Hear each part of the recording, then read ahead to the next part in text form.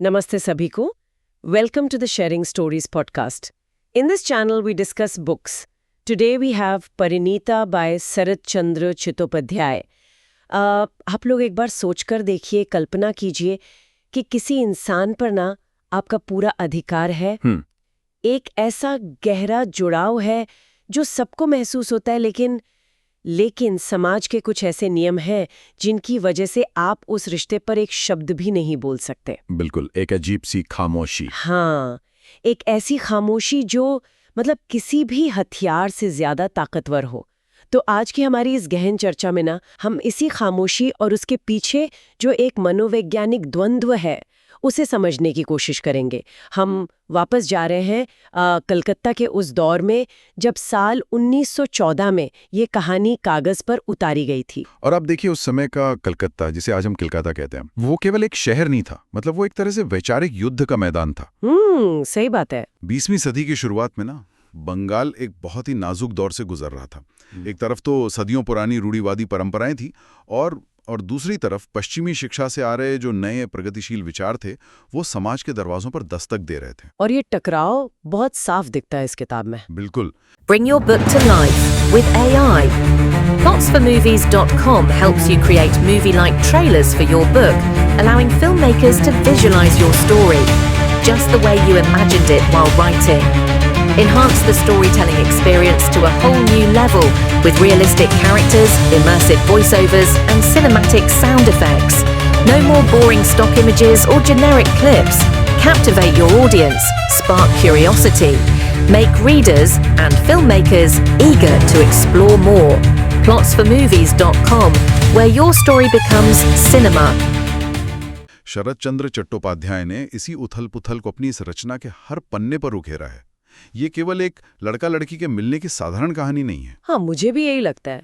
ये असल में समाज, वर्ग भेद और मानवीय मानसिकता का एक बहुत ही जटिल दस्तावेज है। एग्जैक्टली। और पता है, सतह से देखने पर ना अक्सर लोग इसे एक साधारण प्रेम कथा मान लेने की भूल कर बैठते हैं। जो कि ये है नहीं। हाँ, बिल्कुल नहीं है। जैसे जैसे हम इस किताब के पन्नों के भीतर उतरते हैं ना, ये एकदम स्पष्ट हो जाता है कि यहाँ रोमांस से ज्यादा इंसानी असुरक्षाओं, मासूमियत के पीछे जो एक जिद छिपी होती है और गलतफहमियों का एक बहुत ही उलझा हुआ ताना बाना है। सही कहा। इस चर्चा में हमारे श्रोताओं के लिए ये समझना सबसे अहम है कि शरत चंद्र जी नायक नायिका को कोई आसान रास्ता नहीं देते। मतलब इस कहानी का सफर एक बहुत गहरे भावनात्मक चक्रव्यूह को भेदने जैसा है। और इस चक्रव्यूह के बिल्कुल बीचों बीच ना दो ऐसे पात्र खड़े हैं जिनका रिश्ता समाज के जो स्थापित नियम हैं उनको सीधे सीधे चुनौती देता है। ललिता और शेखर। हाँ, ललिता और शेखर। ललिता एक अनाथ लड़की है। उसका अपना कोई घर नहीं है, अब कोई संपत्ति नहीं है। वो अपने चाचा गुरुचरण के घर पल रही है, जो खुद आर्थिक रूप से बहुत कमजोर हैं। बहुत ही नाजुक स्थिति है उसकी। बिल्कुल। और इसके ठीक विपरीत है शेखर। शेखर उसी मोहल्ले का एक बहुत ही रसूखदार और अमीर युवक है। वो केवल ललिता का पड़ोसी नहीं है, वो आर्थिक और सामाजिक दोनों पैमानों पर एक तरह से उसका संरक्षक है। अच्छा, यहाँ ना मुझे कहानी के उस शक्ति संतुलन में, मतलब जो पावर डायनामिक है दोनों के बीच, उसमें एक बहुत बड़ी खामी नजर आती है। वो कैसे? देखिए, जब एक इंसान अमीर हो और दूसरा अनाथ हो और पूरी तरह से उसी पर निर्भर हो, तो ऐसे में जो प्यार पनपता है, क्या उसमें कृतज्ञता या एहसानमंदी का भाव हावी नहीं हो जाता? ये एक बहुत ही स्वाभाविक सवाल है ना? ललिता के मन में जो बचपन के दोस्ती का भाव था, वो अनकहे प्यार में तो बदलता है, लेकिन वो प्यार दब्बू नहीं है। स्रोत सामग्री से ये एकदम साफ झलकता है कि ललिता का प्यार मासूम होने के साथ साथ बेहद अधिकार जताने वाला है। हाँ, बहुत डिमांडिंग है। वही तो ये विरोधाभास कैसे काम करता है? मतलब एक पूरी तरह से निर्भर लड़की इतना अधिकार कैसे जता सकती है? यही तो इस चरित्र चित्रण की सबसे बड़ी खूबी है। देखिए, ललिता जानती है कि सामाजिक और आर्थिक रूप से वो शेखर के सामने कहीं नहीं ठहरती। अगर वो शब्दों में अपना अधिकार मांगेगी ना, तो समाज उसे तुरंत एक लालची अनाथ लड़की का नाम दे देगा। ओ बिल्कुल, समाज तो यही कहेगा। हाँ, इसलिए वो अपनी खामोशी को अपनी ताकत बनाती है। वो बोलकर कुछ नहीं मांगती, लेकिन शेखर के जीवन के जो छोटे छोटे फैसले हैं उन पर अपना मौन अधिकार इस तरह स्थापित करती है कि शेखर चाहकर भी उससे बाहर नहीं निकल पाता। वाह, ये तो बहुत गहरी बात है ना? ये खामोशी कोई मजबूरी नहीं है उसके लिए। ये ललिता का सबसे बड़ा मनोवैज्ञानिक हथियार है। वो अपने एहसानमंद होने की स्थिति को पूरी तरह से अपने प्रेम के समर्पण में बदल देती है। सच में ये बात सोचने वाली है कि बिना शब्दों के किसी के प्यार और अधिकार को समझना ना वैसा ही है जैसे एक बिल्कुल अंधेरे कमरे में बैठकर किसी पुरानी किताब को पढ़ने की कोशिश करना। अरे वाह, क्या उपमा दी है आपने। मतलब आप खुद सोचिए, आप पन्नों की खुरदराहट को महसूस कर सकते हैं, आपको किताब के वजन का अंदाजा होता है, लेकिन जब तक आप एक एक शब्द को उंगलियों से टटोलकर उसका अर्थ ना निकाल लें, एक अनिश्चितता हमेशा बनी रहती है। बिल्कुल। और ये प्रक्रिया बहुत भारी और थका देने वाली होती है। शिखर और ललिता का रिश्ता भी इसी अंधेरे कमरे में पढ़ी जाने वाली किताब जैसा ही है। इस रूपक को अगर हम कहानी के परिप्रेक्ष्य में और खोले ना, हाँ, तो मैं कहूंगा कि शेखर उस अंधेरे कमरे में रोशनी लाने से डरता है। अच्छा, डरता क्यों है? क्योंकि शेखर का जो पुरुषवादी अहंकार है और जो उसकी सामाजिक स्थिति है, वो उसे ये स्वीकार करने से रोकती है कि वो एक गरीब अनाथ लड़की के प्यार में पूरी तरह से बंध चुका है। उसका ईगो आड़े आ जाता है। बिल्कुल। वो चाहता है कि ललिता हर बार अपने प्यार का प्रमाण दे। वो असल में ललिता की खामोशी से चिढ़ता है, क्योंकि उस खामोशी पर उसका कोई नियंत्रण नहीं है। लेकिन मेरा एक सवाल यहाँ ये है कि क्या ये खामोशी वास्तव में आगे चलकर उनके लिए परेशानी का सबब नहीं बन जाती? कैसे? परवाही लेती है कि वो भी उससे प्यार करता है। तो शेखर के अहंकार और ललिता की खामोशी के बीच जो ये इतनी लंबी रस्साकशी चलती है, क्या वो केवल दोनों के बीच की दूरी को और ज्यादा नहीं बढ़ाती? देखिए, रस्साकशी जरूर होती है, लेकिन ललिता के लिए बहुत जरूरी था। हाँ, क्योंकि शेखर का वो अहंकार केवल उसका व्यक्तिगत स्वभाव नहीं था, वो उस दौर के पूरे पितृसत्तात्मक समाज का प्रतिनिधित्व कर रहा था। अच्छा, जहाँ एक धनी पुरुष कुछ भी कर सकता है। बिल्कुल। जहाँ एक धनी पुरुष ये मानता था कि वो अपनी शर्तों पर किसी को भी अपना सकता है या छोड़ सकता है। ललिता का चुप रहना और फिर शेखर से इकरार करवाना दरअसल उस पूरे अहंकार को तोड़ने की एक व्यवस्थित प्रक्रिया है। ओह, अब समझी मैं। जब शेखर स्वीकार करता है ना, तो वो केवल अपना प्यार नहीं मानता, बल्कि वो ललिता के सामने अपने सारे सामाजिक विशेषाधिकारों के साथ घुटने टेकता है। प्यार यहाँ सीमाओं और असुरक्षाओं के बावजूद अपनी एक बहुत ही ठोस जमीन तैयार कर लेता है।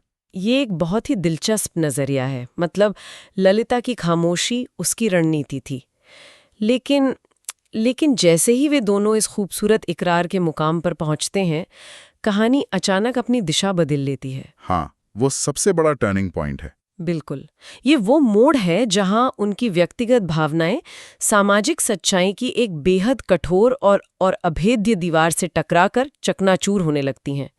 और वो दीवार है 1914 के समाज का वर्ग भेद। और पता है, ये वर्ग भेद केवल अमीर और गरीब होने तक सीमित नहीं है। शेखर के पिता, जो एक बेहद समृद्ध व्यवसायी हैं, उनका रुतबा केवल पैसे से नहीं आता, बल्कि समाज पर उनके नियंत्रण से आता है। उनका एक दबदबा है। बिल्कुल। और दूसरी तरफ गुरुचरण है, जो ललिता के चाचा हैं। उनके पास संपत्ति तो नहीं है, लेकिन उनके पास एक ऐसी चीज है जो अक्सर पैसे वालों को बहुत खटकती है। वो क्या? सिद्धांत और स्वाभिमान। आहा, यहाँ गुरुचरण का चरित्र सच में एक बहुत बड़े सवाल को जन्म देता है।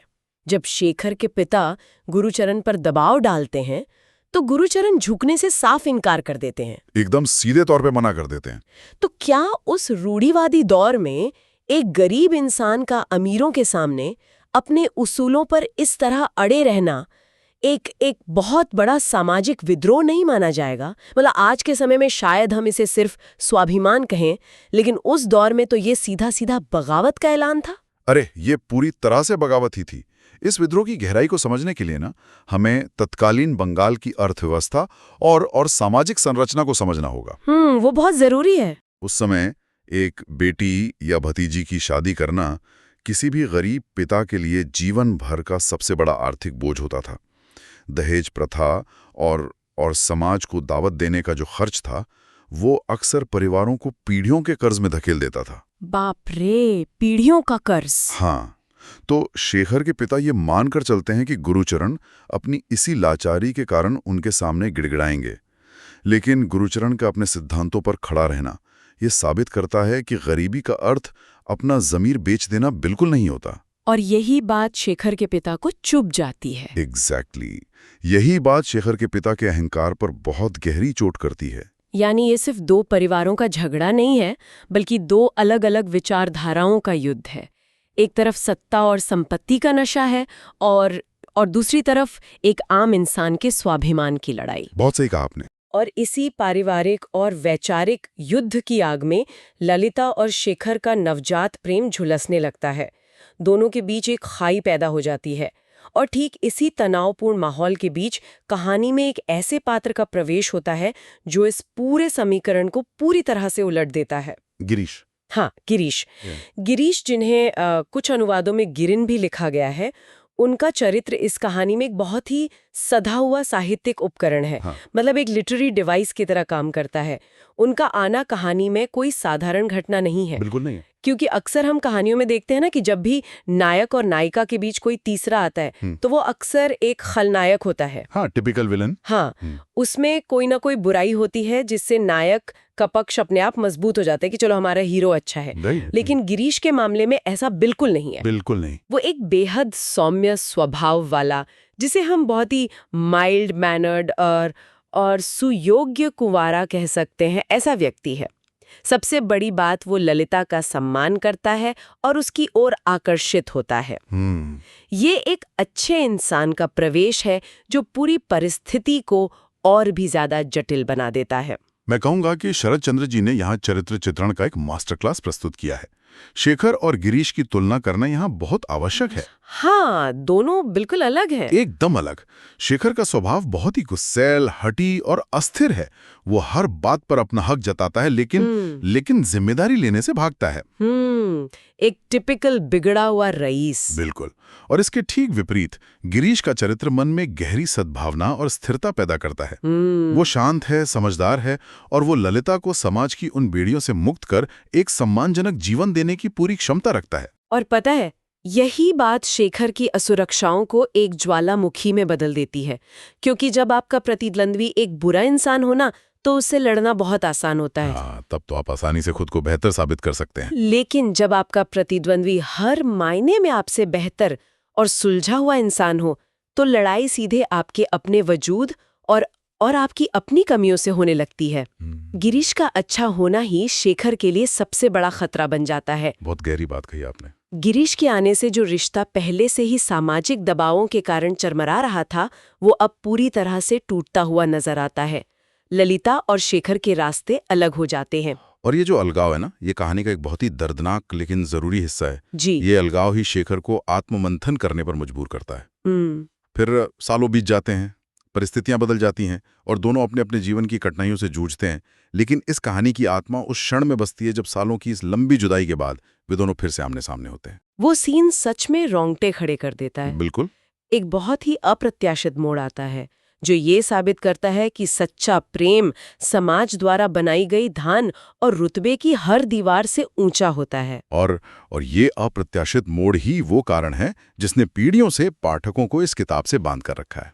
कहानी के इस उतार चढ़ाव से अगर हम थोड़ा पीछे हटकर इस उपन्यास के प्रभाव और इसके रचयिता के लेखकीय महत्व पर चर्चा करें, तो शरद चंद्र चट्टोपाध्याय का भारतीय साहित्य में जो स्थान है ना, वो सच में अकल्पनीय है। बिल्कुल अकल्पनीय है। साल 1938 में उनके निधन तक वे एक ऐसा मुकाम हासिल कर चुके थे जो उनसे पहले किसी ने नहीं किया था। और उनका सबसे बड़ा योगदान ये है कि वे भारत के पहले सफल पेशेवर लेखक माने जाते हैं। अच्छा, पहले प्रोफेशनल राइटर। हाँ। उस दौर में केवल लेखन के दम पर अपना और अपने परिवार का भरण पोषण करना और सफलता के उस शिखर तक पहुंचना जहां हर घर में उनकी किताबें पढ़ी जा रही हों, ये अपने आप में एक बहुत बड़ी क्रांति थी। सच में ये बहुत बड़ी बात है।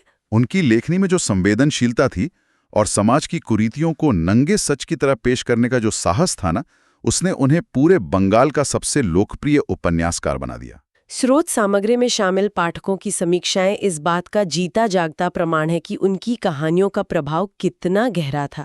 मतलब एक समीक्षा तो सीधे दिल को छूती है, जहां एक पाठक ने लिखा है कि ये किताब भारतीय समाज की नसों को पकड़ती है। बिल्कुल पकड़ती है। किताब के पन्नों से गुजरते हुए पाठक एक ही समय में रोने लगता है, अगले ही पल मुस्कुरा उठता है और फिर शर्माने पर भी मजबूर हो जाता है। और ये एक लेखक की सबसे बड़ी जीत है। भावनाओं के इतने अलग अलग रंगों को एक ही कहानी में पिरोना, वो भी बिना कहानी के मुख्य स्वर को भटकाए, ये सच में असाधारण है। और इसी वजह से साहित्य के गलियारों में अक्सर एक बहुत बड़ी बहस देखने को मिलती है। कई समीक्षकों और पाठकों का ये दृढ़ता से मानना है कि एक उपन्यास के रूप में परिणीता शरत चंद्र की ही दूसरी सबसे मशहूर रचना देवदास से भी कई गुना बेहतर और गहरी है। क्या बात कर रहे हैं? देवदास से बेहतर बताना एक बहुत बड़ा दावा है, क्योंकि देवदास तो भारतीय साहित्य और सिनेमा का एक ऐसा माइलस्टोन है जिसके बारे में हर कोई जानता है। आखिर परिणीता में ऐसा क्या है जो इसे देवदास से ऊपर का दर्जा दिलाता है? देखिए, अगर हम दोनों के मूल चरित्र को देखें ना, तो देवदास की कहानी काफी हद तक एक आत्मविनाशकारी रास्ते पर चलती है। मतलब एक सेल्फ डिस्ट्रक्टिव जर्नी है। हाँ, वो तो है। वहाँ प्रेम में विफलता नायक को पतन की ओर ले जाती है। लेकिन परिणीता की गहराई उसकी रचनात्मकता में है। अच्छा। इसमें ललिता का प्रेम मासूम तो है, लेकिन वो परिस्थितियों के सामने घुटने नहीं टेकता। वो शेखर से अपने अधिकार की मांग करता है और बिना बोले समाज की पूरी बुनियाद हिला देता है। ललिता फाइट करती है अपने तरीके से। बिल्कुल। पाठक ये महसूस करते हैं कि देवदास की तुलना में परिणीता की कहानी में संघर्ष ज्यादा वास्तविक है और पात्रों का मनोवैज्ञानिक विकास कहीं ज्यादा परिपक्व है। भले ही देवदास पर बनी फिल्में ज्यादा लोकप्रिय रही हों, लेकिन साहित्यिक वजन के मामले में परिणीता का पल्ला हमेशा भारी रहता है। और शायद इस साहित्यिक वजन का ही नतीजा है कि इस किताब को शिक्षा जगत में भी एक महत्वपूर्ण जगह दी गई है। हाँ, बिल्कुल। समीक्षाओं से ये भी स्पष्ट होता है कि कई जगहों पर इसे कक्षा 9 के छात्रों के पाठ्यक्रम का हिस्सा बनाया गया है। इसके अलावा विधु विनोद चोपड़ा ने इस कहानी पर जो बेहतरीन फिल्म बनाई है ना, उसने भी एक पूरी नई पीढ़ी को इस क्लासिक से जोड़ा है। वो फिल्म भी बहुत शानदार थी। बहुत ही कमाल की थी। और स्कूलों में इसे पढ़ाए जाने का सीधा सा अर्थ है कि ये केवल समय बिताने की कहानी नहीं है, बल्कि समाज की संरचना को समझने का एक बहुत बड़ा उपकरण है। एकदम सही। जब युवा पीढ़ी इस कहानी को पढ़ती है ना, तो वे सिर्फ ललिता और शेखर के रोमांस को नहीं देखते। वे गुरुचरण के स्वाभिमान, शेखर के पिता के खोखले अहंकार और समाज की उस रूढ़िवादी सोच से रूबरू होते हैं जिसने हमेशा से प्रेम और स्वतंत्रता को बेड़ियों में जकड़ने की कोशिश की है। ये कहानी सच में हर पीढ़ी के लिए एक आईना है। और यही वो गुण है जो किसी भी रचना को एक सच्चा क्लासिक बनाता है। क्लासिक वो नहीं है जो पुरानी हो जाए। क्लासिक वो है जो हर नए दौर में अपनी प्रासंगिकता सिद्ध कर सके। बिल्कुल सही बात। ये किताब उन मान्यताओं पर बहुत ही सटीक सवाल उठाती है जो समाज को अंदर से खोखला करती हैं। और इन तमाम सवालों और मुश्किलों के बीच ललिता का वो शांत लेकिन अडिग प्रेम जो हर तूफान के बाद भी अपनी जगह पर खड़ा रहता है, वो पाठकों के जहन में हमेशा के लिए दर्ज हो जाता है। मैं तो बस इतना कहूंगा कि शरत चंद्र की दुनिया में प्रवेश करना ऐसा है जैसे अपने ही समाज की छिपी हुई परतों को उखाड़ कर देखना। और जब ये परतें उखड़ती है ना, तो जो सच सामने आता है वो कभी मीठा होता है और कभी कड़वा, लेकिन वो हमेशा सच्चा होता है। सच में ये एक ऐसा अनुभव है जिससे हर साहित्य प्रेमी को एक बार जरूर गुजरना चाहिए। श्रोताओं के लिए ये एक निमंत्रण है कि वे इस किताब को केवल एक कहानी की तरह नहीं, बल्कि एक युग के अनुभव की तरह पढ़ें। We at sharingstories.in are showcasing books by Indian authors through the hashtag Pushing Indian Authors campaign. This content is supported by plotsformovies.com, an AI-enabled book trailer platform where you can watch 1-minute trailer of the book to understand the book better before you buy it. बिल्कुल। भारतीय साहित्य के ऐसे अनमोल खजानों को सामने लाना बहुत आवश्यक है ताकि हम अपनी जड़ों से जुड़े रहें और उन कहानियों से सीखें जो आज भी हमारे जीवन से इतनी गहराई से जुड़ी हुई हैं। एकदम सही कहा आपने। और इस पहल को आगे बढ़ाने के लिए सभी श्रोताओं से यह अनुरोध है कि वे हमारे चैनल को सब्सक्राइब करें और अपना सपोर्ट बनाए रखें। इस चर्चा के बाद अगर आपके मन में ललिता और शेखर की उस पुरानी कलकत्ता वाली दुनिया को करीब से महसूस करने की इच्छा जगी है, तो डिस्क्रिप्शन में दिए गए लिंक से इस बेहतरीन किताब को प्राप्त करें और इसे खुद पढ़ें। और हाँ, कमेंट करके हमें ये बताना ना भूलें कि भारतीय लेखकों द्वारा लिखी गई आपकी सबसे पसंदीदा किताब कौन सी है।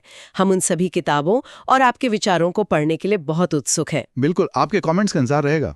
अब आज की इस गहन चर्चा को खत्म करने से पहले श्रोताओं के लिए एक विचार छोड़कर जाना बहुत जरूरी है। हमने आज ललिता और शेखर के बीच की खामोशी, उनके अहंकारों की लड़ाई और समाज की उन मजबूत दीवारों पर बहुत गहराई से बात की। लेकिन जरा सोचिए, अगर उनके बीच अमीरी गरीबी का वो भारी सामाजिक फासला ना होता, अगर उनके परिवार पहली ही बार में खुशी खुशी उनके रिश्ते को मान जाते और कोई संघर्ष ना होता, तो क्या उनका प्यार आज इतना गहरा और 100 सालों बाद भी याद रखे जाने वाला क्लासिक बन पाता? या शायद ये समाज की वे बेड़ियां और रुकावटें ही थीं जिन्होंने उनके साधारण से लगने वाले प्यार को आग में तपाकर हमेशा के लिए अमर बना दिया? ये सच में सोचने वाली बात है। इस सवाल पर विचार जरूर कीजिएगा। हमारी आज की ये चर्चा यहीं समाप्त होती है। मिलते हैं अगली किताब के साथ एक नई चर्चा में। धन्यवाद।